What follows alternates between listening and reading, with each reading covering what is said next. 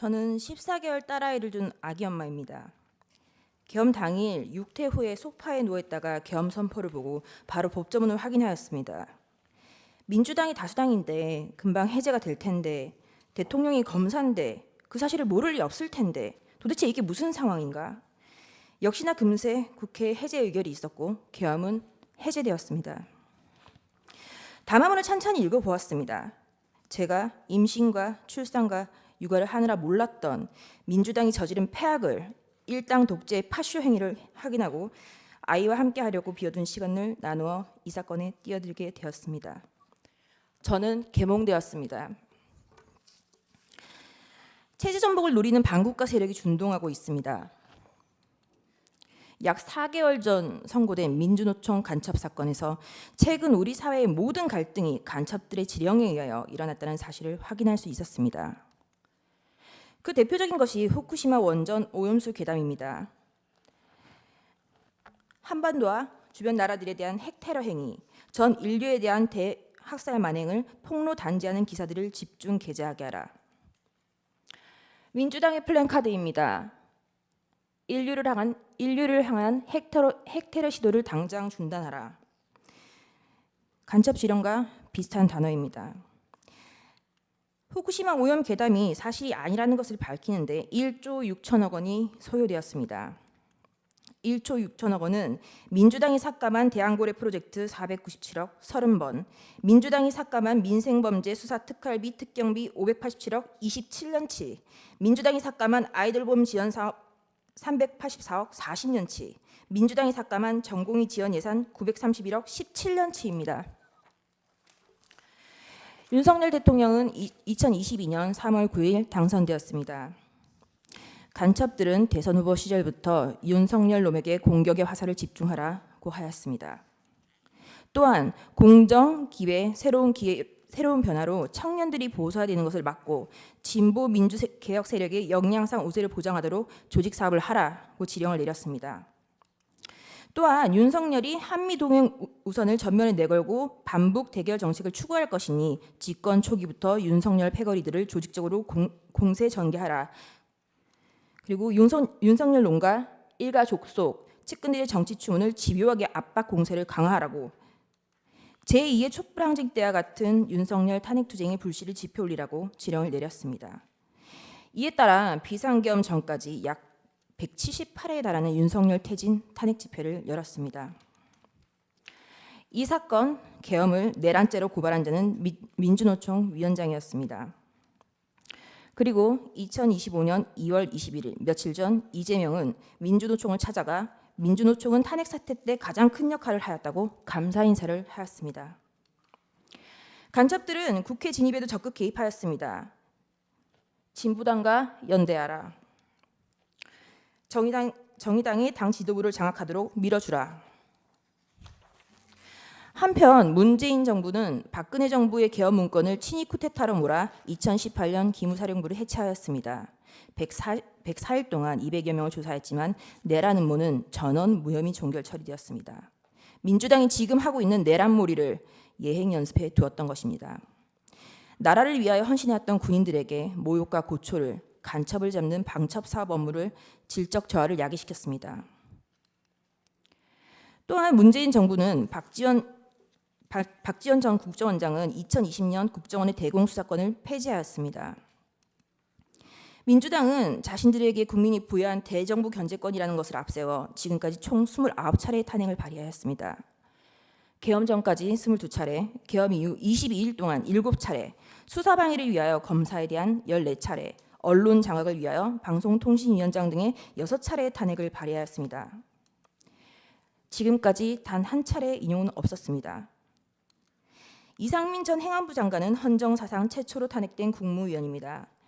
이태원 참사가 일어나자 간첩은 민주노총에 지령을 내렸습니다. 이태원 참사 희생자 추모 시민 촛불 집회를 개최하여 윤석열 퇴진 함성이 서울 시내를 흔들게 하라. 박근혜 년의 탄핵을 이끌어낸 2014년에 세월호 참사 진상규명 투쟁과 같은 정세 국면을 조성하라. 북한이 지시를 내린 구호는 국민이 죽어간다. 이게 나라냐. 퇴진이 추모이다. 입니다. 그 구호는 실제 사용되었습니다. 화면에 보시다시피 퇴진이 추모다, 국민들이 죽어간다, 이게 나라냐 라는 구호가 사용되었습니다. 이 구호를 사용한 단체는 촛불행동입니다. 촛불행동 상임대표 김민웅은 민주당 김민석의 친형입니다. 이것이 저희가 확인한 민주노총 간첩 판결문의 마지막 지령입니다. 우린 아직 검거되지 않은 간첩들이 어디서 얼마나 어떤 지령을 내리고 있는지 알 수 없습니다. 이상민 장관에 대한 탄핵소추는 만장일치로 기각되었습니다. 직무정지 기간은 167일입니다. 29차례 탄핵 중 14건은 검사에 대한 것입니다. 제1차 검사 탄핵입니다. 헌정사상 첫 번째 검사에 대한 탄핵입니다. 이날은 이재명의 백현동 대북 송금 의혹에 대한 영장 체포동의안 표결이 있었던 날이었습니다. 이날 민주당은 국무총리 한덕수에 대한 해임 건의안 그리고 검사 안동환에 대한 탄핵소추를 맞불로 상정하여 가결시켰습니다. 검사 안동환에 대한 탄핵은 기각되었고 직무정지 된 기간은 251일입니다. 제2차 검사 탄핵, 검사 이몽석, 검사 손준성, 검사 이정섭, 검사 이희동, 그리고 제1차 방송통신위원장 이동관에 대한 탄핵을 23년 11월 9일 발의하였고 철회하였습니다. 이 중 검사 이정섭은 이재명에 대한 쌍방울 대북 송금 사건, 법화 유용 사건을 수사한 검사입니다. 2023년 12월 28일 제3차 검사 탄핵, 검사 손준성, 검사 이정섭에 대하여 그리고 이동관 방송통신위원장에 대하여 탄핵소추를 다시 발의하였습니다. 그리고 방송통신위원장 이동관에 대한 탄핵소추는 철회하였습니다. 그 철회 사유는 방송통신위원장에 대한 탄핵 사유를 검찰청법 위반으로 탄핵소추한다고 하여 황급히 철회한 것입니다. 이 탄핵소추안은 고민정 등 168인 등의 발의로 제출되었습니다. 민주당의 탄핵소추권은 이와 같이 사용되었습니다. 최소한 탄핵소추안을 쓰는 성의조차 없었던 것입니다. 그리고 그 다음 날 2023년 11월 29일 방송통신위원장 이동관에 대하여 세 번째 탄핵소추를 발의하였습니다. 이동관은 20일 사이에 3번이나 탄핵 발의를 당하였습니다. 탄핵이 가결되면 직무집행이 정지되어 방통위 업무가 마비되므로 이동관 방통위원장은 결국 사의를 표명하였습니다. 이와 같이 무성의한 장난 같은 탄핵소추 발의와 철회, 재발의에 대하여 국민의힘 소속 의원들은 국회의장들을 상대로 심의 표결권을 침해하였다며 권한쟁의 심판을 청구하였으나 각하했습니다. 결국 검사 손준성과 검사 이정섭에 대한 탄핵소추는 가결되었고 검사 이정섭에 대한 탄핵소추는 탄핵 사유 대다수가 직무와 무관, 특정되지 않아 전원일치 기각 결정이 내려졌습니다. 직무정지 기간은 272일입니다. 제4차 방송통신위원장 탄핵 2024년 6월 27일 방송통신위원장 김홍일 탄핵소추 발의되자 자진 사퇴하였습니다. 제4차 검사 탄핵 2024년 7월 2일 검사 박상용, 검사 강백신, 검사 엄희준, 검사 김영철에 대하여 탄핵소추 발의가 있었습니다. 검사 강백신은 이재명에 대한 대장동, 백현동 사건을 수사한 검사입니다. 검사 엄희준은 이재명에 대한 대장동, 백현동 사건을 수사하고 이재명에 대한 구속영장 청구를 한 검사입니다. 검사 김영철은 민주당 전당대회 돈봉투 사건을 수사한 검사입니다.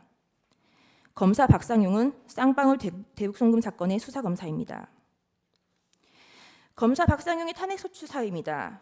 민원인 대기실 바닥에 설사를 하고 벽에 대변을 발랐다. 이화영에 대하여 이 보이는 영상 녹화실에서 연어회와 종이컵에 소주를 따라주고 진술을 회유하였다. 이재명에 대한 대북 송금이 표적 수사라는 것, 그리고 그것이 탄핵소추 사유였습니다. 당연히 이화영의 주장은 항소심에서 모두 배척되었습니다. 2024년 7월 25일 제5차 방송통신위원장 직무대리 이상인에 대한 탄핵소추가 발의되었고 다음 날 사의를 표명하였습니다. 이진숙은 2024년 7월 30일 방송통신위원장에 취임을 하였고 그 다음 날 탄핵소추가 발의되었습니다.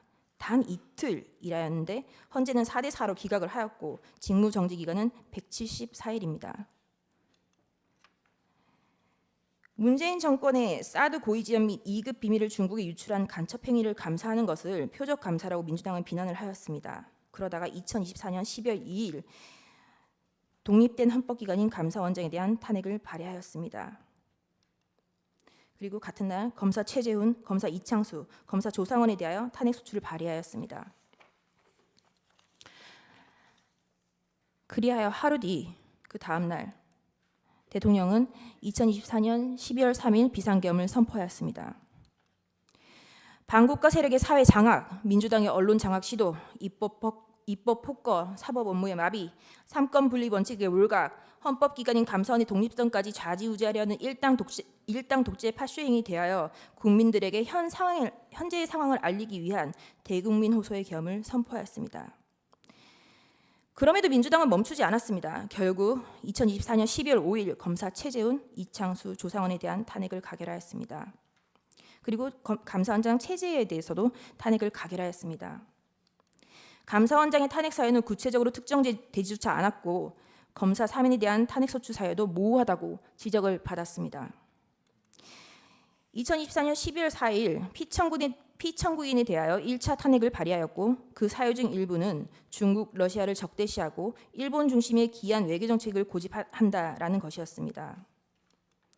2024년 12월 7일 4시간이 넘게 기다렸으나 정족수가 미달되었고 민주당은 계속하여 이상민 행안부 장관, 박성재 법무부 장관, 김영현 국방부 장관, 조지호 경찰청장에 대하여 탄핵 소추를 발의, 결국 이상민 장관은 사임하였습니다. 대통령에 대한 탄핵이 쉬이 이루어질 것 같지 않자 한동훈에 대한 체포설, 정치인에 대한 체포설, 판사에 대한 체포설이 난무하기 시작하였습니다. 2024년 12월 12일 대통령에 대한 두 번째 탄핵 소추가 발의되었습니다. 그리고 체포설만 가지고 부족하자 2024년 12월 13일 김어준이 한동훈에 대한 사살설을 터뜨렸습니다. 우리는 모두 이 뉴스가 이제는 가짜인 것을 압니다. 결국 2024년 12월 14일 대통령에 대한 탄핵소추가 가결되었고 헌법재판관이 임명하지 않는다는 이유로 한덕수 국무총리를 탄핵하였습니다. 그리고 최상목 권한대대행에 대하여 각종 사유로 탄핵 카드를 꺼내고 있는 것을 국민 여러분들은 지켜보고 있을 것입니다.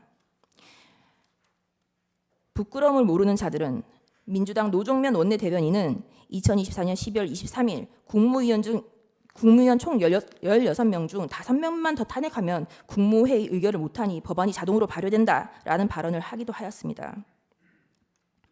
또한 민주당은 2025년 2월 20일 헌법재판관의 후임자가 임명되지 못하는 경우 기존 재판관의 임기를 자동으로 연장하는 내용의 법안을 발의하였습니다. 헌법재판관의 임기는 6년으로 헌법 제112조 제1항에 명시적으로 규정하고 있습니다. 도대체 누가 국헌을 문란하게 하고 있는 것인지 묻고 싶습니다. 이상입니다.